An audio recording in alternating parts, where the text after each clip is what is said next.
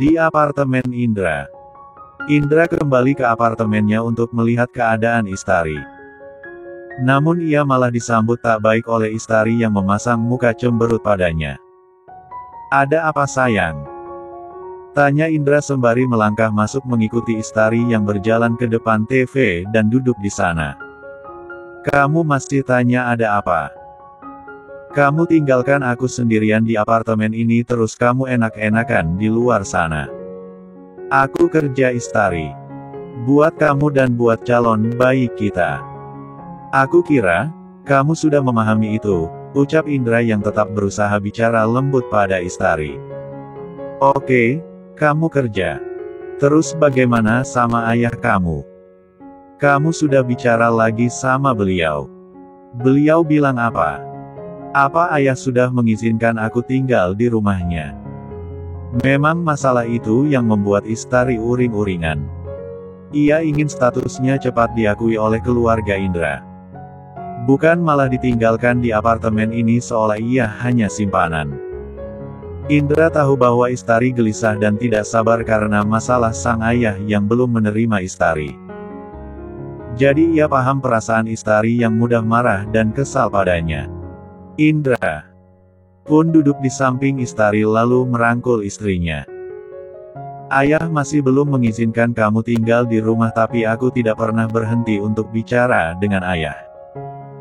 Setiap kali ketemu ayah di rumah, aku selalu bicara padanya tentang kamu." Istari melirik tajam.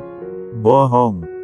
Waktu kita bicara sama ayah kamu kelihatan takut banget sama ayah. Jadi, aku tidak percaya kalau kamu tiap hari bicara sama ayah. Aku yakin kalau kamu tidak pernah bicara sama ayah tentang aku." Indra mulai kesal mendengar ucapan Istari yang terus menyudutkannya, memaksanya seakan Istari tidak mengerti dirinya. Padahal ia mengira Istari akan memahaminya. Dengan perasaan kesal, ia melepaskan rangkulannya dari Istari. "Sekarang aku sedang capek dan aku tidak mau berdebat lagi dengan kamu. Apalagi kalau kamu bahasnya tentang ayah terus. Aku bahas karena ayah kamu tidak mau menerimaku padahal aku mengandung cucunya," ucap Istari. "Ayah sekarang ada di luar negeri Istari. Tadi pagi, dia berangkat bersama Mbak Jenar untuk operasi ginjal. Jadi tolong, jangan desak aku untuk bicara pada ayah. Karena untuk sekarang, kesehatan ayah yang lebih penting dibanding apapun. Kalau ayah tiada dan aku masih belum dapat kuasa sebagai pemimpin, semua yang kulakukan akan sia-sia," jelas Indra yang membuat Istari akhirnya diam. Indra masuk ke kamar untuk istirahat di sana, sedangkan Istari tetap duduk di sofa untuk menenangkan dirinya. Keesokan paginya, tepat pukul 7, Kiran berdiri di depan rumah kontrakannya. Kali ini bukan ia yang datang ke apartemen Devan untuk membangunkan Devan. Namun Devan yang akan datang menjemputnya lalu berangkat bareng ke kantor. 1 jam lalu, Devan mengirim pesan pada Kiran. Ia meminta Kiran untuk menunggunya di depan rumah kontrakannya. Kiran tentu menuruti suaminya sekaligus atasannya itu. Sebuah motor besar berhenti di depan Kiran. Kiran mengerutkan keningnya melihat pria berjaket kulit hitam di atas motor itu. Namun ia terkejut kala pria itu membuka helmnya. "Devan. Halo istriku." Seperti biasanya, Devan melemparkan senyum manisnya tapi kali ini disertai dengan kedipan matanya untuk menggoda Kiran. Namun Kiran tidak merespon baik. Kiran malah melirik kesal karena kemunculan Devan yang memakai motor. "Kok pakai motor? Kenapa tidak pakai mobil? Aku bosan pakai mobil. Ayo naik sekarang." "Bagaimana caranya aku naik? Aku pakai rok pendek, terus motor kamu tinggi begitu. Yang ada rokku pasti sobek. Makanya kalau suami suruh, ya dilakukan. Jangan cuma baca doang, terus diabaikan. Kan, tadi pagi aku sudah suruh kamu pakai celana tapi malah diabaikan," ucap Devan kembali mengingatkan Kiran tentang permintaannya tadi pagi. Kalau aku punya celana kantor, aku pasti pakai celana tapi yang ada di lemari cuma celana dalam. Kamu mau aku pakai celana dalam ke kantor? Bukannya membalas baik-baik, Kiran malah membalas ucapan Devan dengan ketus. Devan hanya bisa menghela nafas kasarnya di sana. Aku naik taksi saja. Aku sudah capek-capek jemput, kamu malah mau naik taksi. Ya sia-sia dong aku kesini, ucap Devan tidak senang. Mau bagaimana lagi? Aku tidak bisa naik motor kamu. Duduk menyamping saja. Sama saja. Tidak nyaman. Aku pakai rok pendek. Kalau duduk menyamping, dalamannya kelihatan, jelas Kiran. Astaga. Devan sampai pusing sendiri melihat Kiran yang lebih rumit dari hidupnya. Makanya aku bilang, naik taksi saja. Devan tidak akan mengalah begitu saja pada keinginan Kiran. Pokoknya hari ini, ia harus berangkat bareng Kiran ke kantor dengan motornya. Ia pun membuka jaket kulitnya lalu menyodorkannya pada Kiran. Pakai ini buat tutupi pahamu. Kiran cemberut karena ia tidak punya alasan lagi untuk menolak Devan. Dengan terpaksa ia mengambil jaket Devan lalu naik ke motor Devan. Devan tersenyum puas melihat istri barunya itu naik motornya. Pegangan yang erat-erat. Kalau tidak, kamu akan terlempar ke sungai.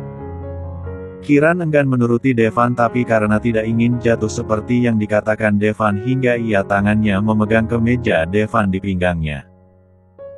Devan pun melajukan motornya meninggalkan tempat itu. Dalam perjalanan, Devan melirik tangan Kiran yang memegang ujung kemeja di pinggangnya. Ia ingin tangan Kiran melingkar di perutnya dan memeluknya dengan erat. Bukan malah memegang ujung kemejanya saja hingga ia pun mengerem. Kiran tentu terkejut sampai ia refleks berteriak serta tangannya yang tadi memegang ujung kemeja Devan, kini memeluk perut Devan. Kiran kesal sampai ia memukul bahu Devan. Kamu bikin orang kaget. Sengaja ya. Siapa yang sengaja? Itu karena ada kendaraan di depan yang mau belok. Makanya aku bilang tadi, pegangan yang erat. Kiran tidak bicara lagi. Ia sudah kesal dengan kejadian tadi. Ia tidak ingin semakin kesal karena berdebat dengan Devan di jalan. Kiran berteriak lagi saat Devan menambah kecepatan motornya dengan kecepatan tinggi. Rambut gulungnya yang tadinya rapi, kini terlepas dan menjadi berantakan gara-gara tertiup angin kencang. Devan, hentikan motornya. Apa? Aku tidak dengar. Teriak Devan seolah ia tidak mendengar ucapan Kiran. Padahal kenyataannya ia mendengar Kiran memintanya berhenti. Aku bilang hentikan motornya. Aku mau turun saja. Kepalaku pusing. Teriak Kiran. Devan tidak mengatakan apapun. Ia malah tersenyum lebar mendengar Kiran mengeluh. Bahkan Devan semakin menambah kecepatan motornya seperti pembalap. Hal itu membuat Kiran semakin kesal tapi Kiran hanya bisa berteriak saja. Devan kini sampai di kantor. Ia menghentikan motornya di parkiran. Kiran dengan cepat turun dari motor Devan dan langsung mual-mual di sana tapi tidak sampai muntah. Meski begitu, Devan merasa bersalah melihat Kiran yang sampai mual-mual karena dirinya. Segera ia turun dari motornya dan mendatangi Kiran yang sedang berjongkok di pinggir pembatas parkiran. Kau baik-baik saja? Tanya Devan sembari mengelus punggung Kiran. Kiran menoleh melihat Devan.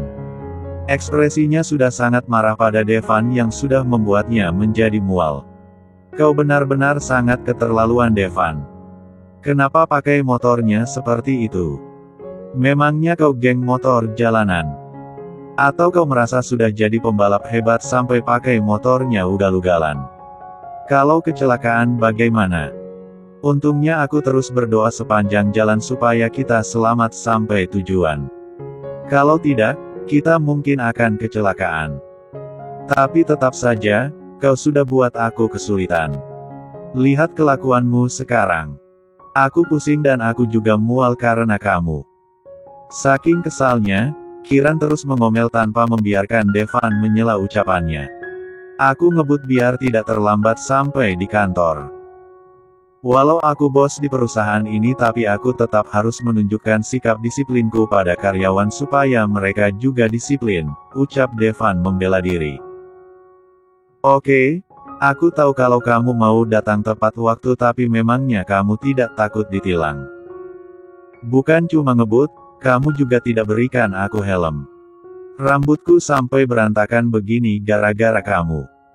Ya tidak masalah kalau kita ditilang, ucap Devan santai. Memangnya tidak masalah kalau motor kamu diambil polisi? Tanya Kiran kesal melihat Devan. Tinggal tukar kamulah. Masa aku berikan motorku pada polisi? Kan ada kamu. Kiran terkejut dan tercengang mendengar ucapan Devan yang malah ingin menyerahkannya ke polisi. Astaga. Kamu lebih pilih motor kamu dibanding istri kamu sendiri. Kamu sudah tidak waras ya? Oh, jadi kamu masih menganggapku suami kamu. Aku pikir, kamu tidak menganggap serius pernikahan kita kemarin. Devan masih tenang dan santai menghadapi Kiran. Bahkan cara bicaranya pun tetap pelan meski Kiran bicara tegas padanya. Ya namanya pernikahan tentu saja serius. Mau kita menikah untuk memenuhi nafsu kamu atau menikah karena bayar hutang, tetap saja pernikahan adalah sesuatu yang sakral yang tidak bisa dianggap remeh. Devan melangkah mendekati Kiran sampai tak ada jarak lagi di antara mereka. Ia menatap mata Kiran yang tajam. Kalau begitu, kapan kamu akan memberiku malam pertama yang menggerakkan? Aku sudah menunggu lama loh. Apanya yang menunggu lama? Kita saja baru menikah kemarin. Terus kamu janji kalau kita akan memulainya setelah ayah keluar dari rumah sakit. Devan kemudian merangkul Kiran. Oke istriku sayang. Aku akan menunggu sambil terus berdoa supaya ayah mertua cepat keluar dari rumah sakit supaya kita bisa nananinu. Kiran dibuat kesal lagi dengan ucapan Devan sampai Kiran menyingkirkan tangan Devan yang ada di bahunya. Di saat itu, Indra tiba dengan mobil barunya yang sudah dibelikan oleh Devan. Kiran tidak tahu bahwa itu Indra hingga ketika Indra turun dari mobilnya, Kiran baru tahu dan itu membuatnya terkejut sampai ia refleks menjauh dari Devan. Devan sedikit kaget melihat sikap Kiran tapi detik itu ia tahu bahwa Kiran menjauh karena ada Indra. Hal itu malah membuat Devan tidak senang. Ia bahkan merasa cemburu karena mengira bahwa Kiran tidak ingin dilihat oleh Indra karena masih mengharapkan pria itu. Indra menghampiri mereka dengan ekspresi heran dan penasaran melihat Kiran bersama Devan. Pasalnya, ia memang tidak tahu bahwa Kiran bekerja di kantor ini. Untuk apa kamu kemari Kiran? Apa untuk membuat masalah di kantorku? Ingat ya, kita sudah selesai. Tegas Indra. Aku datang kemari untuk bekerja. Bukan mencari masalah sama kamu dan ya, aku masih ingat dengan jelas kalau kita sudah bercerai. Kiran tentu tak bisa diam saja jika sudah mendengar Indra bicara tidak baik padanya. Kerja. Kerja di bagian apa dan sejak kapan? Tanya Indra semakin penasaran. Dia bekerja sebagai sekretarisku, sahut Devan yang membuat Indra kaget. Sekretaris kamu? Sejak kapan? Kenapa aku tidak tahu kalau dia menjadi sekretarismu? Tanya Indra tampak kesal mendengar bahwa Kiran menjadi sekretarisnya Devan. Untuk apa aku melaporkan pada Om? Om bukan atasanku yang dimana aku harus melapor jika ingin mempekerjakan orang, tegas Devan. Indra malah tercengang mendengar balasan Devan. Ya benar. Kau seorang bos di sini dan Om hanya seorang bawahan tapi hal itu tidak akan lama. Setelah ayah kembali, Om tidak akan menjadi bawahan saja di perusahaan ini. Setelah mengatakan itu pada Devan, Indra berjalan pergi. Kiran terus menatap kepergian Indra hingga membuat Devan semakin cemburu. Apa yang kau lihat? Tanya Devan menatap tajam Kiran. Kiran sadar. Ia segera menoleh ke Devan. Tidak ada, bantahnya. Aku lihat loh ya. Kamu sedang memperhatikan dia. Awas. Perhatikan sikapmu. Jangan sembarangan menatap laki-laki yang bukan milikmu. Tegas Devan. Apaan sih? Aku cuma lihat dia doang. Tidak ada maksud apapun. Oke, kalau kamu memang cuma melihat dia saja tanpa ada maksud lain, tapi aku peringatkan ya Kiran. Aku ini bukan pria lemah yang cuma bisa menonton istrinya tebar pesona ke laki-laki lain. Aku bisa marah juga. Jadi perhatikan sikapmu. Jangan bermain api kalau tidak mau terbakar. Setelah memberikan peringatannya pada Kiran, Devan berjalan meninggalkan Kiran. Kiran tampak terkejut mendengar ancaman Devan. Jujur saja, ancaman Devan membuatnya sedikit takut. Aku belum pernah lihat dia marah, tapi tatapannya tadi buat orang merinding. Kiran menyusul Devan masuk ke dalam perusahaan setelah ia merapikan rambut panjangnya. Rapat akan dimulai 10 menit lagi. Aku ingin semuanya sudah ada di ruang rapat dan pastinya sudah siap dengan proposal para karyawan, tegas Devan pada Kiran ketika mereka sudah ada di ruang CEO. Baik Pak Devan. Kalau begitu, saya cek kembali ke ruang rapat. Kiran membungkuk hormat di depan Devan yang baru saja duduk di sofa, lalu ia berjalan keluar menuju ruang rapat. Di sana sudah ada 3 karyawan yang duduk di kursi mereka masing-masing. Namun Indra belum terlihat di ruangan itu. Apa Pak Manajer tahu kalau hari ini ada rapat? Tanya Kiran pada salah satu karyawan di sana. Saya sudah beritahu pada Pak Indra. Mungkin sebentar lagi dia akan datang kemari. Salah satu karyawan menyahut. Oke. Hari ini kita akan rapat untuk membahas proposal baru kalian. Jadi, kalian sudah harus siapkan kopiannya untuk diperlihatkan sama Pak Devan, ucap Kiran. Baik Bu Kiran. Kami sudah siapkan. Di saat itu, Indra dan 4 karyawan lainnya muncul. Indra langsung duduk di sebelah kursi Devan tanpa peduli dengan Kiran. Namun saat melihat semua karyawan duduk di kursinya, Devan mengangkat wajahnya melihat Kiran. Mungkin rapat akan berlangsung lama. Jadi, siapkan minuman untuk kami semua, tita Indra pada Kiran. Saya bukan office girl tapi sekretaris Pak Devan. Tugas saya hanya mengatur ruang rapat saja. Bukan menyiapkan minuman untuk semua orang di sini, tegas Kiran pada Indra. Walau kau sekretarisnya Devan, tapi aku juga atasanmu. Jadi harusnya kamu menuruti perintahku. Itu aturannya kalau kau masih ingin bertahan di perusahaan ini. Indra bersikap sombong di depan Kiran untuk membalas kejadian tadi di parkiran. Ia kesal mendengar ucapan Devan hingga ia melampiaskannya pada Kiran. Baik. Akan saya siapkan minuman untuk Anda dan semua orang di sini. Kiran tidak mau berdebat dengan Indra hingga ia pun terpaksa menuruti perintah Indra. Namun ketika ia keluar dari ruangan itu, Kiran tak melakukannya sendiri. Ia meminta office girl yang membuatkan teh untuk semua orang di dalam ruang rapat. Namun hanya Indra yang ia berikan air putih menggunakan cangkir.